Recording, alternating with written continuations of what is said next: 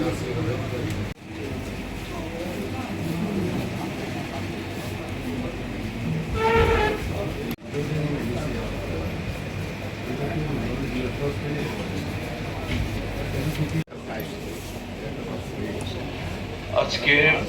Meeting আসতে পারবেন না জানিয়েছেন।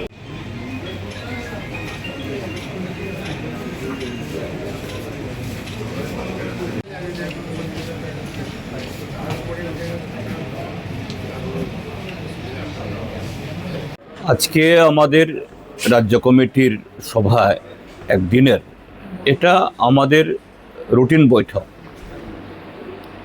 প্রত্যেক 1 মাস থেকে 1.5 মাস অন্তর আমরা আমাদের রাজ্য কমিটির সভা নিয়মিত করে থাকি। সেই সভাতে বিগত সভার পর যে আমাদের রাজ্যে যে সমস্ত রাজনৈতিক ঘটনা সংঘটিত হয়,